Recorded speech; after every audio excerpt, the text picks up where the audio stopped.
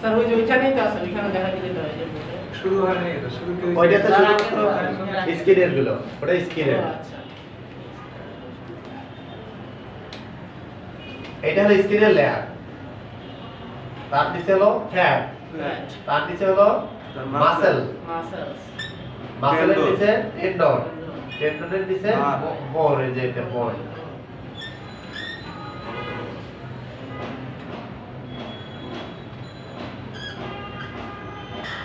বোনের ভিতরে এই যে এটা হলো একটা গর্ত থাকে, আর এই গর্তটা ফিল আপ থাকে একটা, এই তো তাই না? এটা একটা টিস্যু, এটা একটা টিস্যু, এটাও একটা টিস্যু, এটাও একটা টিস্যু, আবার এটাও একটা টিস্যু। আর এটাতে কয়েকটা টিস্যু আছে, সেটাতে এটাকে একটা অর্গান বলা হয়। 1 2 3 টিস্যু, এটা টিস্যু। এখন হ্যাঁ, এখন দেখেন রক্তনালী আসলো, একটা হচ্ছে আর্টারি, এটা হলো রক্ত সাপ্লাই দিচ্ছে, আর একটা হচ্ছে হলো ভেইন, সেটা হলো রক্ত নিয়ে যাচ্ছে, ঠিক আছে? আচ্ছা একটা রক্ত সাপ্লাই দেওয়ার জন্য আছে, একটা রক্ত নিয়ে যাওয়ার জন্য আছে। এই নিয়ে যে আর্টারি হ্যাঁ হ্যাঁ, এটা হলো সাপ্লাই দেয়, সাপ্লাই আর্টারি আর্টারি হলো সাপ্লাই দেয়, সাপ্লাই দেয় আর ভেইনে নিয়ে যায়, এটার গতি হলো এই দিক, আর এটার গতি হলো ওই দিক এই দিক। বোঝা গেছে? এটারও শাখা এখানেও গেছে, এখানেও গেছে, এখানেও গেছে, এখানেও গেছে, এখানেও গেছে, বোন ফুটে করে বোন বেরোতে গেছে। দেখবেন বোন, বোনের ভিতরে দেখবেন এই জায়গায় একটা ফুটে আছে, হ্যাঁ, ওই দিকে ফুটেটা কেন? ওইটা রক্তনালী যাওয়ার জন্য এবং নার্ভ যাওয়ার জন্য। নার্ভ কি? নার্ভাস সিস্টেমের তারগুলো হলো নার্ভ, তাহলে ওই ফুটে দিয়ে ভিতরে ঢুকছে। বোঝা গেছে? আর এরও শাখা এখানেও গেছে, এখানেও গেছে, এই কালি দিলে ভালো হতো, কালোটা দিতে হবে হ্যাঁ, এখানেও গেছে, এখানেও গেছে, এখানেও গেছে, প্রত্যেকটা টিস্যুতেই গেছে। একখান থেকে কিন্তু যায় নাই, এখান থেকে দুই ভাগ হয়ে আবার এটা দিয়ে দুই ভাগ হয়ে এইভাবে আর যেখানে গেছে ভেইনে সেখানেই গেছে, হ্যাঁ, সেখানে কারণ ওই যে রক্তগুলো গেল, এই রক্তগুলো তো আবার ফেরত আসা লাগবে। মনে করেন এটা একটা হাতের যে কোনো একটা অংশ, তাহলে আর্টারি দিয়ে গেছে, আবার ভেইন দিয়ে ফিরে আসবে। আর ওখানে এটা সবচেয়ে, এটা যা মোটা তার চেয়ে এখানে কি চিকন না? তার চেয়ে এখানে আরো চিকন, আরো চিকন।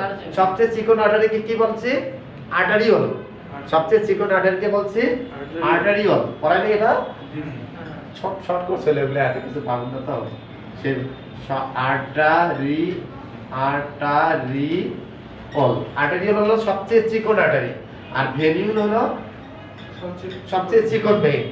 এই সবচেয়ে চিকন আর্টারি আর সবচেয়ে চিকন ভেইনের যে সংযোগ হয়েছে, ওরই নামই হলো ক্যাপিলারি। মনে থাকবে? এখন এগুলোর মধ্যে পার্থক্য কি? ক্যাপিলারি হলো এর ছিদ্রযুক্ত, এই ওয়ালটা হলো ছিদ্রযুক্ত, আর এর কোনো ছিদ্র নাই, এরা শুধু যাচ্ছে ভিতর দিয়ে, পরিবহন হচ্ছে, যাতায়াত করতেছে, এটা দিয়ে যায়, এটা দিয়ে আসে। আর এখানে হলো ছিদ্র। আর এর দেখেন এর কোষগুলো কেমন? গোলাকার। কার কোষ? ফ্যাটের কোষগুলো গোলাকার। মাসেলের কোষগুলো কেমন? লম্বা লম্বা। এর কোষগুলো টেন্ডন, এটা টেন্ডনের কোষগুলো লম্বা লম্বা। এর কোষগুলো কিছুটা গোলাকার, এই কোষগুলো কিছুটা লম্বা লম্বা, কিছুটা গোলাকার। আচ্ছা, এই কোষগুলো তাকায় আছে কখন খাদ্যের উপাদান আসবে, অর্থাৎ গ্লুকোজ কখন আসবে, তারপরে অ্যামাইনো অ্যাসিড কখন আসবে। অ্যামাইনো অ্যাসিড কোন জায়গা থেকে আসে? আমরা খাদ্যের উপাদান কয়টা করছি? 6টা। Protein, fat, carbohydrate, water, vitamin আর মিনারেল। এই করছি না?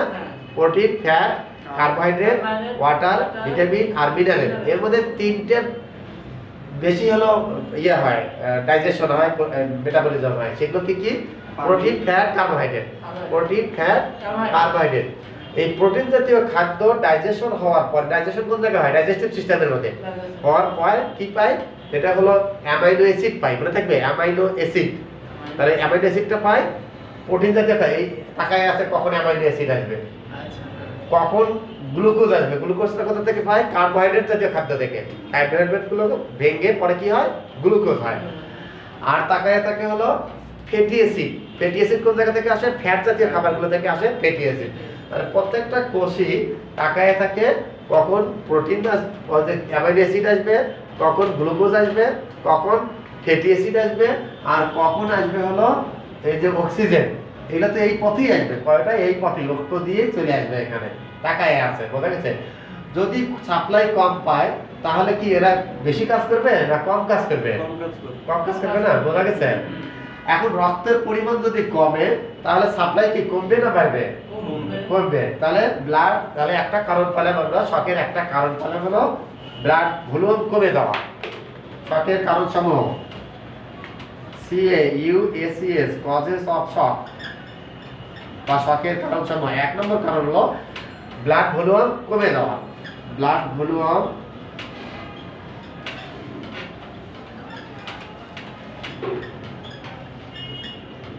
ব্লাড ভলিউম কমে যায় কি কি কারণে বলেন তো? ব্লাড ভলিউম কমে যায়, অ্যাক্সিডেন্ট করলে ব্লাড ভলিউম কমবে না বাড়বে? কমে যাবে। অ্যাক্সিডেন্ট করলে রক্তক্ষরণ যদি ঘটে তাহলে রক্ত কমে গেল। ডায়রিয়া হয়েছে কমে যায়, আবার যখন রোগীর যখন রক্ত কমে যায় তখন তো আবার ঠিকই ওরে এক ব্যাগ বা 2 ব্যাগ রক্ত দিতেছে, তখন তো এটা পূরণ হয়ে যায়। কিন্তু ওই মুহূর্তের জন্য যদি ওই রক্তটা না দেওয়া হয় তাহলে তো শকে চলে গেল। ওই শকের কয়েক 4টে স্টেজে যখন চতুর্থ স্টেজে যাবে তখন আর ফেরানো সম্ভব নয়। এখন আপনার এই মিরপুরে একে গিয়ে আপনি ফাঁসিতে ঝুলবেন, এর আগ পর্যন্ত কিন্তু অনেক সময় আছে বাঁচানোর জন্য। যখন ফাঁসিতে ঝুলে গেছে, এখানে হাইওয়ে বোর্ড যখন ইয়ে হয়ে গেছে, মানে এর স্ট্রাকচারটা নষ্ট হয়ে গেছে, তখন আর বাঁচানো সম্ভব নয়, বোঝা গেছে?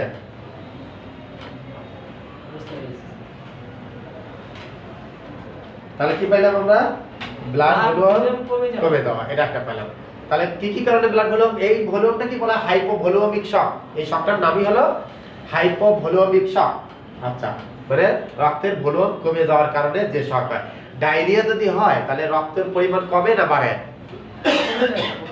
কমে যায়। এটা কি বোঝা যায়? সব কিছু আসলে বোঝা যায় না, তারপরেও একটু ইয়ে করে আইডিয়া করে নেবেন যে যদি ডায়রিয়া হয় অর্থাৎ পাতলা পায়খানা করে, পানি মিশ্রিত, ওই দিক দিয়ে তো এনার্জি দিয়ে তো পানি বাইরে হওয়ার কথা না, ওই দিক দিয়ে শুধুমাত্র মল বাইরে হবে, এবং মলটা কেমন হবে? সফট হবে। ওই সফট রাখার জন্য যতটুকু পানি ততটুকুই বাইরে হবে, এর বেশি না। যদি অতিরিক্ত পানি বের হয় এটা কি বলা হলো? ডায়রিয়া। আর ডায়রিয়া হলে তাহলে ব্লাড ভলিউম কিন্তু কমে যায়, বোঝা গেছে? কিভাবে কমে যায়? এই যে এইখানেই কিন্তু রক্তের ভলিউম বাড়বে না কমবে, এর ভিতরে যে ফ্লুইড গুলো থাকে এই ফ্লুইডটা শোষণ করেও নিতে পারে, আবার ছেড়ে দিতে পারে। এখানেই হলো একটা মেকানিজম। এই মেকানিজমটা বুঝতে অসমোসিস একটা প্রক্রিয়া আছে, এই অসমোসিস আগে বোঝা লাগে।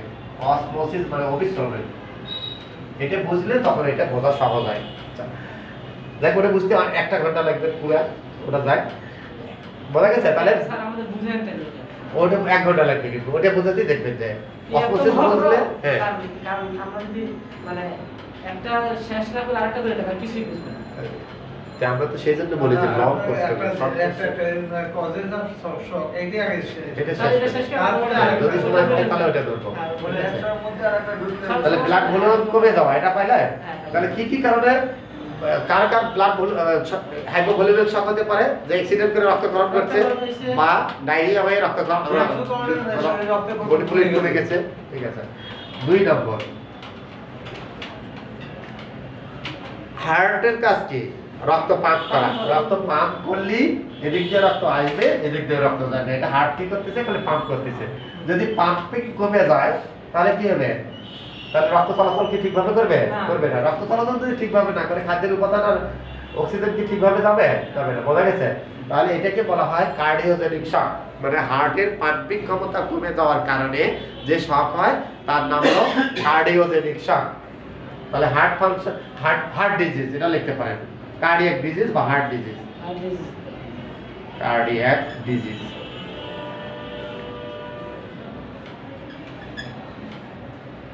মানে হার্টের রোগ আর কি। এই হার্টকে চালনা করে হলো ব্রেনে, বোঝা গেছে? হার্ট যে এরকম পাম্প করতেছে, কে চালনা করতেছে? ব্রেনে চালনা করতেছে। কার দ্বারা? অটোনমিক নার্ভাস সিস্টেমের দ্বারা। অটোনমিক নার্ভাস সিস্টেম এখান থেকে বের হয়ে পেটের ভিতরে গেছে, গিয়ে হার্টকে চালনা করতেছে, তারপরে ইন্টেস্টাইনকে মুভমেন্ট করাচ্ছে, এরকম ইন্টেস্টাইনও চালাচ্ছে। তাহলে এই পেটের ভিতরে যে অর্গানগুলো, এগুলো চলতেছে হলো অটোনমিক নার্ভাস সিস্টেমের দ্বারা। এখানে আমাদের করার কিছু নেই। আমরা যেমন হাতটা উঠাতে পারি ইচ্ছা মতো, আবার নামাতে পারি ইচ্ছা মতো, ইচ্ছার উপর, তাই না? ইচ্ছা করতেছি, নামাচ্ছি, উঠাচ্ছি। এই পেশির কাজের দ্বারা এটা হচ্ছে। আর পেটের ভিতরে হার্ট যে পাম্প করতেছে, ইন্টেস্টাইনের যে মুভমেন্ট হচ্ছে, ওটা কিন্তু আমাদের কোনো ইচ্ছার উপর অনিচ্ছার উপর নির্ভর করে না। বোঝা গেছে? ওটা কি বলা হয়, কি সিস্টেমের দ্বারা? অটোনমিক নার্ভাস সিস্টেমের দ্বারা চলতেছে এটা। আচ্ছা, এই নার্ভাস সিস্টেমের ফাংশন যদি নষ্ট হয়ে যায়, তাহলে কিন্তু হার্ট পাম্প করবে না, আর না করলেও এই যে দিকে শক হয়ে যাবে। আমরা কিন্তু পড়ছিলাম যে টিস্যু ফাংশন কমে যাওয়াকে শক বলে। এক কথা বলি না, দেখবেন তাহলে কি কি কারণে টিস্যু ফাংশন কমে, ওগুলোই হলো শকের কারণ। বলেন। এই যে আমাদের হার্টটা তো আমাদের পিওর ব্লাডটাকে করতেছে, পাম্প করতেছে, তাই না? শরীরের মধ্যে যদি দূষিত রক্তটা ঢুকে যায়, তখন সেই ক্ষেত্রে হার্টটা কি করবে? দূষিত হোক আর বিশুদ্ধ হোক আর পানি হোক, যতক্ষণ জীবিত আছে ততক্ষণ পাম্প করতেই থাকবে, বুঝছেন? ওর মধ্যে যদি বিষও দেন, পাম্প করতেই থাকবে। এখন ওই বিষটা ব্রেনের সেলের ভিতর যখন ঢুকবে, তখনই আপনি ব্রেন ফাংশন নষ্ট হয়ে যাবে, হার্টও আর তখন চালাতে পারবে না, তখন আপনি মৃত্যুর দিকে ধাবিত হচ্ছেন, বুঝছেন? কিন্তু তার আগ পর্যন্ত যাই দেবেন, ওখানে পানি দেন, এবং ওর কাজই হলো পাম্প করা। ওগুলো চিনবে না, বিশুদ্ধ না দূষিত, ওগুলো চেনার ক্ষমতা নেই। ওগুলো চিনতে হলো ব্রেনে চিনবে। হ্যাঁ, তাহলে নিউরোজেনিক ডিজিজ মানে নার্ভাস সিস্টেমের ডিজিজ, মানে কি হলো নিউরোজেনিক ডিজিজ। নাম কি একটু পরিচিত? হ্যাঁ, কি লিখবো? নিউরোজেনিক ডিজিজ লিখবো না নার্ভাস সিস্টেমের রোগ লিখবো? না না, এই কথাগুলো আস্তে আস্তে বুঝতে থাকেন। নিউরোজেনিক ডিজিজ, এটা একটা কারণ।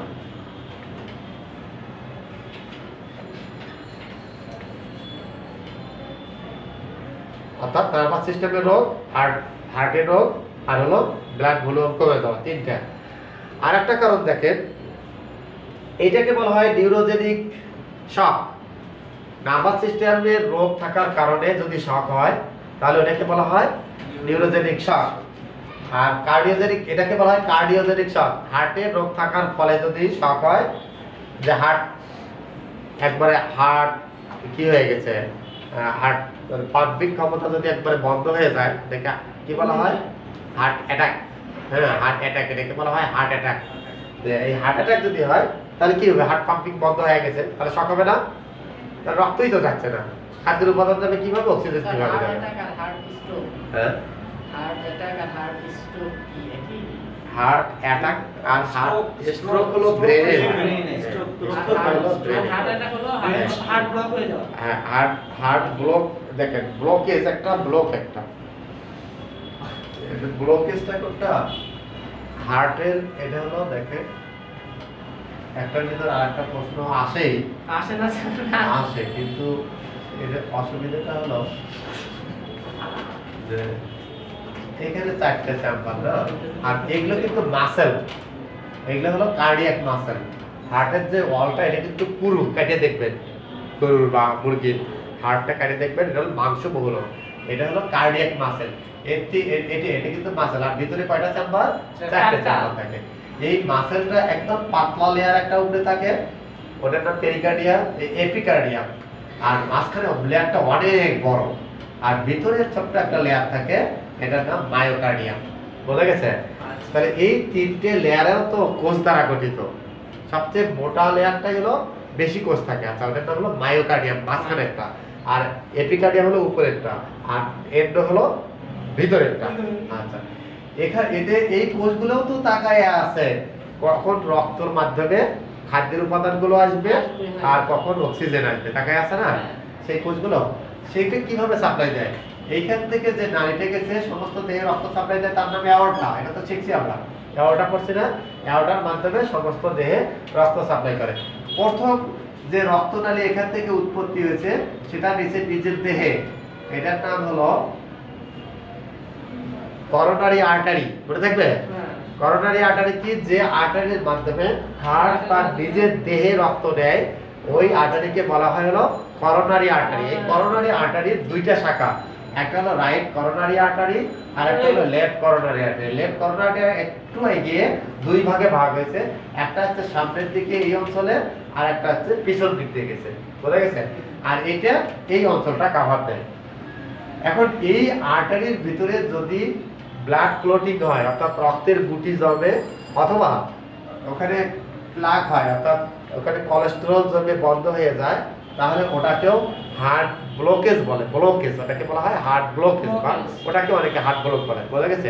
আর একটা হলো হার্ট যে পাম্প করতেছে, এই পাম্প করতেছে দেখেন কিভাবে, এখানে একটা নোড থাকে, এটা হলো এসএ নোড, এখানে একটা নোড থাকে, এটা হলো এবি নোড, এটা একটা বান্ডিল থাকে, এটা হলো হিজ বান্ডিল, আর এটার দিকে ফাইবার থাকে, এই ফাইবারগুলো দুই ভাগে ভাগ, রাইট বান্ডিল আর লেফট বান্ডিল ব্রাঞ্চ।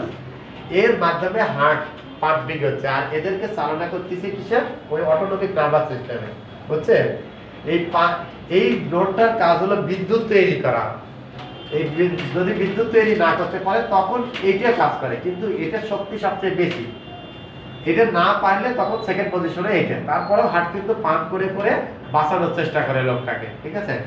এটাও যদি নষ্ট হয় তখন চাপ পড়ে হলে এই যে হিজ বান্ডেলের উপরে, এও কিছুক্ষণ পারে এরকম পাম্প করতে করতে ইয়ে করতে পারে। এটা যদি ব্লক হয়ে যায় অর্থাৎ এটার অ্যাক্টিভিটি যদি নষ্ট হয়ে যায়, বিদ্যুৎ তৈরি না করতে পারে, ওটাকেই বলা হয় মেইনলি হার্ট ব্লক। মনে থাকবে, এটাই হলো হার্ট ব্লক। এই হার্ট ব্লকের কি কি ব্লক হয়? একটা হলো এসএ ব্লক, হার্ট ব্লকগুলো হলো একটা হলো এসএ ব্লক, একটা হলো এভি ব্লক, একটা হলো হিজ ব্লক আর পার্কিনজি ব্লক। এই হলো হার্ট ব্লকগুলো। এগুলো হলো হার্ট ব্লকের প্রকারভেদ। ওগুলো আমরা কখন বলবো, আরো অনেক উপরে গেলে পরে। এই অবস্থায় এগুলো বুঝবেন না ঠিকভাবে, একটু আইডিয়া তো হয়েছে, তাই না? এখন কোন ব্লক হয়েছে দেখেন, যদি এটা হয়ে থাকে এই করোনারি অর্থাৎ রক্ত চলাচলের নালী যদি ব্লক হয়ে থাকে, তাহলে অ্যানজিওগ্রাম করছে, অ্যানজিওগ্রাম করে অ্যানজিওপ্লাস্টি করছে, রিং করায় দিচ্ছে। আচ্ছা, ওটা হলো এই ব্লক, ওটা হলো ব্লকেজ, বুঝছেন? হ্যাঁ, হার্টের রক্তনালী বন্ধ হয়ে গেছে। আর যদি এটা হতো তখন কি করতো? পেসমেকার, এটাকে বলে পেসমেকার। তখন একটা ব্যাটারি এখানে লাগিয়ে দিত, এই জায়গায় একটা ব্যাটারি দিয়ে তার দিয়ে এটা চালাতো। ওই ব্যাটারি যেমন সাপ্লাই দেয় না, বিদ্যুৎ তৈরি করে, তাই না? ওই ব্যাটারিটা বিদ্যুৎ তৈরি, এই যে বিদ্যুৎ তৈরি করা বন্ধ করছে, ওই কাজটা ওই ব্যাটারি দ্বারা হয়। ওটাকে বলা হয় পেসমেকার। কঠিন চেঞ্জ। এখন একটা কাজ শিখলে তখন আর কঠিন থাকে না, বুঝছেন? না এমনি আমাদের সে ওইটা নষ্ট হলে আর ব্যাটারি থাকছে ভিতরে। হ্যাঁ, ব্যাটারির ভিতরে থাকতে একটা অতিরিক্ত জিনিস বহন করা লাগতেছে। খুব ছোট, খুব ছোট। কি চার্জ লাগে না? হ্যাঁ, একটা চার্জ দেওয়াই থাকে, চার্জ দেওয়াই থাকে। এটা গুড মনে তার আপনাদের ভিতরে কিছু আছে। ওটা বলে ওটা আস্তে আস্তে সহ্য হয়ে যায়। ওটা চার্জ যতদিনের দিবে ততদিন মেয়াদ থাকবে। এখন কম ব্যাটারির চার্জ কতদিন? বিভিন্ন মেয়াদেরই পাওয়া যায়। 1 বছর নেবেন না 5 বছর নেবেন, সেটা চার্জ আবার চেঞ্জ করতে হয়। এখন হ্যাঁ, যখন ব্যাটারি আর সাপ্লাই দিতে পারবে না তখন তো ইয়ে করতেই হবে। দেখবে যে ওটা বারে বারে না, বারে বারে না, ওর চার্জ অনেক দিন থাকে, বছরের পর বছর। বোঝা গেছে? তাহলে দুই ধরনের ব্লক, একটা হলো করোনারি ব্লক আর একটা হলো কন্ডাক্টিভ ব্লক। এটাকে বলা হয় কন্ডাক্টিভ ব্লক, এটা হলো করোনারি ব্লক। এটা হলে পেসমেকার বসাবে আর এটা হলে রিং বসাবে। ঠিক আছে, ক্লিয়ার হয়েছে? এখন আমরা আসল জায়গায় আসি। কোন জায়গা থেকে কোন জায়গায়? একটা হলো ব্লাড ভলিউম কমে যাওয়ার কারণে, এটা হলো হাইপোভলিউমিক শক। এর নাম হলো হাইপোভলিউমিক শক। এটা হলো কার্ডিওজেনিক শক, হার্টের ফাংশন নষ্ট হওয়ার কারণে। আর নিউরোজেনিক শক হলো নার্ভাস সিস্টেমে রোগ হওয়ার কারণে বা নার্ভাস সিস্টেমে অ্যাক্টিভিটি কমে যাওয়ার কারণে। 4 নাম্বার সাইকোজেনিক শক একটা আছে। সাইকোজেনিক শক মানে মানসিক কারণে। এখন মানসিক কারণে আবার মানসিক কারণে মানুষ শকে যায়। হ্যাঁ, ঘটনা এই বলতে ধরেন আপনার বাবা ভালো আছে, মাও ভালো আছে, স্বাভাবিক আছে, সকালেই কথা হলো। এখন যদি শুনেন মা মারা গেছে, অনেকে সবাই করে না, যারা আগে থেকে যে মানুষ তো মারা যেতেই হবে এরকম চিন্তা করছে, কল্পনা করছে, তারা কিছু হয় না, তাই না? যে মানুষ মরবে, আমিও মরবো। কিন্তু যারা এগুলো কোনো চিন্তাই করে না, হঠাৎ করে দেখবেন যে পড়ে গেছে, এটা আবার কিছু বোঝা গেছে? এটার নাম হলো সাইকোজেনিক শক, বুঝছে? তাহলে হ্যাঁ সাইকোজেনিক শক পি শিখে রাখা ভালো এগুলো। তাহলে একটা হলো মানসিক বিকারগ্রস্ত বা মানসিক কারণ মানসিক। বা সাইকোজেনিক প্রবলেম লিখতে পারেন সাইকো হ্যাঁ, এটা তো ইংলিশের মধ্যে স্যার বাংলা দিলে এটা কেমন শুনতে হ্যাঁ হবে? Psychogenic problem PSY psychogenic problem আর এটার নাম কি সাইকোজেনিক শক এই হলো শকের কারণ সমূহ একটা হলো ব্লাড হলো কমে যাওয়া আচ্ছা CHO সাইক্লো না সাইকোজেন হ্যাঁ, পুড়ে যাওয়া একটা হ্যাঁ কি বললেন psychogenic PSY PSYCHO CHO psycho PSY CHO psychogenic problem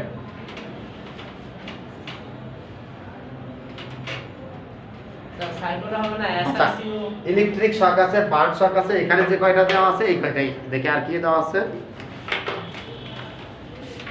তারপরে অ্যানাফিলাক্টিক শক আছে অত বিস্তারিত 6 মাসের 3 মাসের কোর্সে আসবে না।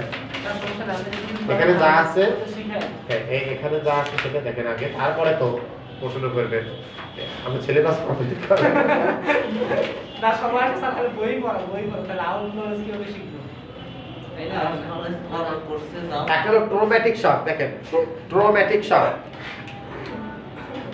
আরেকটা দেন ট্রমাটিক শক ট্রমার নাম শুনছেন হ্যাঁ ট্রমা সেন্টার ওই যে আছে শ্যামলীতে ট্রমা সেন্টার ওটা কিসের চিকিৎসা করে সমস্যা নাই আমার বাসার সামনে হ্যাঁ আর বাসার সামনে বলেন তো ট্রমা সেন্টারে কিসের চিকিৎসা বেশি করে ট্রমা সেন্টারে শক খাওয়া রোগীদের মানে আঘাতজনিত কারণ যে অ্যাক্সিডেন্ট করছে ও, আচ্ছা, আচ্ছা। পা ভেঙে গেছে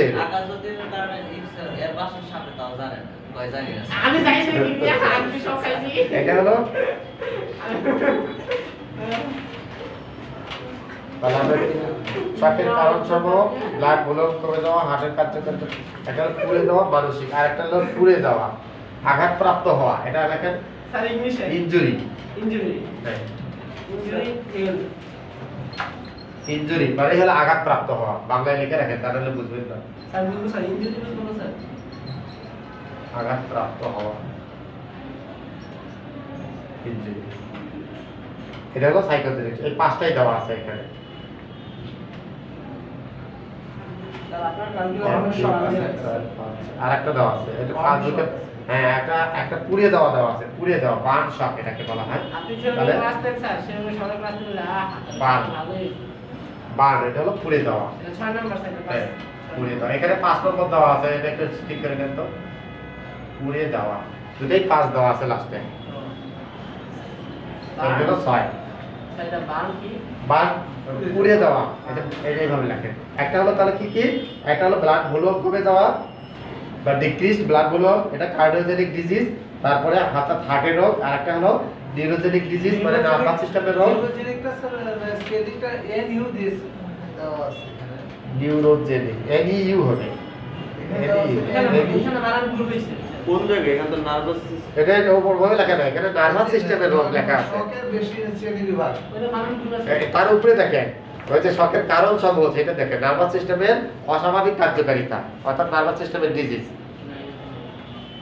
উপরে দেওয়া আছে দেখেন না এখানে আমি যে ফার্স্ট এডে 9 নম্বরে দেখছি স্যার 7 নম্বর দেখেন 7 নম্বর আছে না স্যার আমাদের কথা নাই বাংলা না আমরা আঙ্কেলে বলতেছে যে 7 নম্বরে দেখেন। বানান হ্যাঁ ঠিক আছে এখানে শকের কারণ হ্যাঁ দেওয়া আছে না নার্ভাস সিস্টেমের অস্বাভাবিক কার্যকারিতা লেখা আছে তাহলে এই কথা বুঝছেন তো দেখেন এইভাবে পড়লেও হবে এভাবে পড়লেও হবে যেটা খুশি ব্লাড ভলিউম কমে যাওয়া কার্ডিওজেনিক ডিজিজ অর্থাৎ হার্টের রোগ হওয়া নার্ভাস সিস্টেমের রোগ হওয়া বা নিউরোজেনিক ডিজিজ সাইকোজেনিক ডিজিজ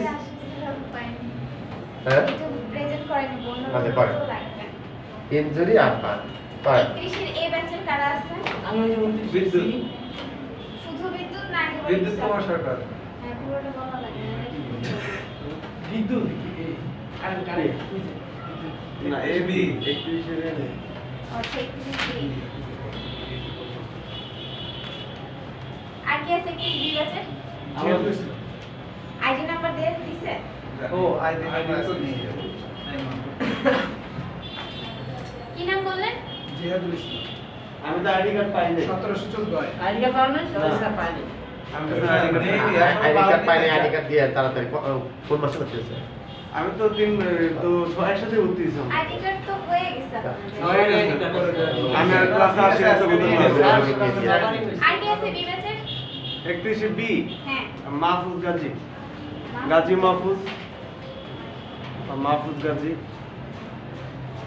1715 হবে, হ্যাঁ? এটা ঠিক করো, এটা ঠিক করো। আর আছে কি? ওকে আইডি নাম্বার মনে আছে? দিন না। এটা মোবাইলে পাবো না। আমার কাছে হচ্ছে 1727। আচ্ছা 31 এর এ আর কি আছে? আপনি কোন ব্যাচের? আমি যে 29 এসেছি, আপনাকে বললাম না, পরে সাথে যারা আইডি কার্ড পান নাই অফিসে হইছে গিয়ে নিয়ে আসুন। কি মিয়া আইডি কার্ড? না না কত ক্লাসে দিতে মনে হয়? আমি আগেই দিছি। গত তাহলে বছর জানতে পারছি যে দেখেন, আইডি কার্ড হয়ে আছে। শখের কারণ এবং শখের শ্রেণী বিভাগ একসাথে কিন্তু পড়া গেল। তাহলে শ্রেণী বিভাগটা এসে তার এটা দেখে দেখে আমরা শ্রেণী বিভাগটা পড়ি। ক্লাসিফিকেশন অফ শখ মানে শখের শ্রেণী বিভাগ। ক্লাসিফিকেশন অফ শখ, শখের শ্রেণী বিভাগ। 1 নম্বর শ্রেণীটা হলো, এটাকে বলা হয় হাইপোভোলেমিক শখ। ব্লাড ভলিউম কমে যাওয়ার ফলে যে শখ হয় তার নাম হলো হাইপোভোলেমিক শখ। স্যার আপনি যেভাবে ক্লাস নেন না, প্রত্যেক টিচার কি বলবেন এইভাবে ক্লাস নিতে, তাহলে সুন্দর হবে।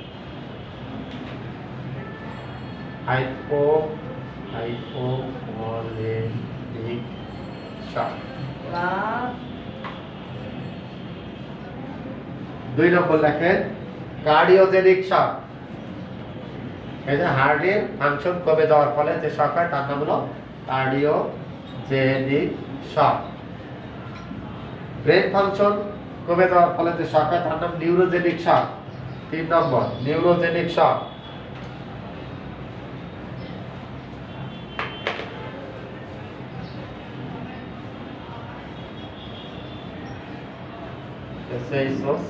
শক। 4 নম্বর হ্যাঁ সাইকোজেনিক, এটার নাম হলো সাইকোজেনিক শক।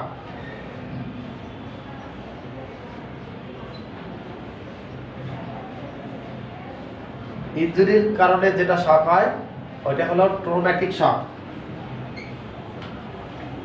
ট্রমাটিক শক মানে ট্রমা হওয়ার ফলে যে শক হয়, ট্রমাটিক শক। আঘাত পাওয়ার কারণে, আঘাত পেলে কি ঘটে দেখেন, এখানে জোরে আঘাত করা হলো, এই যে স্ট্রাকচারটা এটা কি আগের মতো থাকবে? স্ট্রাকচার কোলটল হয়ে যাবে না, অর্থাৎ কোষগুলো ছিন্ন বিচ্ছিন্ন, রক্ত চলাচল ঠিকভাবে হবে না। তাহলে এই কারণে এখানে টিস্যু ফাংশন কি হবে? কমে যাবে না? হ্যাঁ, তাহলে টিস্যু ফাংশন কমে যাওয়া কি আমরা বলছি হলো শক। আপনি লেখেন না খায় লিখতে লিখবেন, তাহলে এইদিকেও কাজ করবে। না স্যার এগুলো লিখছি। মনোযোগ দিয়ে শুনতেছেন, অন্য অর্গানগুলোকেও কাজে লাগাবেন, দেখবেন ওরাও আপনার সহায়তা করবে পরীক্ষার হলে, মনে করাই দেবে আপনাকে। আচ্ছা, আর এটাকে বার্ন শক।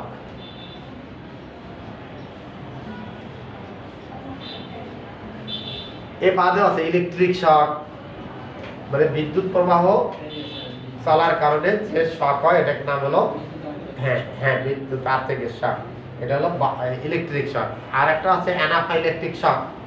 অ্যানাফাইলেকটিক শক হলো একটা পিঁপড়ে কামড় দিল বা কোনো কিছু মৌমাছি কামড় দিল, দেখবেন যে ও ফুলে যাচ্ছে, টিস্যু ফুলে যাচ্ছে। হ্যাঁ, এমনকি কারো কারো ক্ষেত্রে দেখা যায় সমস্ত দেহ ফুলে যাচ্ছে। অসুবিধা হলো যে এই ব্রঙ্কাস যদি ফুলে যায়, ব্রঙ্কাস চিনতে তো, এই যে লাংসের ভিতরে নালীগুলো যেগুলো দিয়ে বাতাস যায়, এই নালীগুলো যদি এরকম ওয়ালটা ফুলে যায়, ওয়ালটা ফুলে গেলে ভিতরে বাতাস চলাচলের যে ছিদ্রটা কি হবে? এই ওয়ালটা ফুলে গেলে ছিদ্রটা বন্ধ হয়ে যাবে না? তাহলে মারা যাবে। বোঝা গেছে? এটাই নামই হলো অ্যানাফাইলেকটিক শক, অর্থাৎ অ্যালার্জিক রিঅ্যাকশন প্রচন্ড হওয়ার কারণে যে শক ঘটে ওটার নাম হলো অ্যানাফাইলেকটিক শক। মনে থাকবে? এক আঙ্কেলের দাঁতের ব্যথা হয়েছিল, হ্যাঁ। ওষুধ দিতে, ওষুধের জন্য শরীর ফুলে গেছে। দেখছেন? এটা হলো অ্যানাফাইলেকটিক শক, এটা ড্রাগের কারণে হয়েছে। তার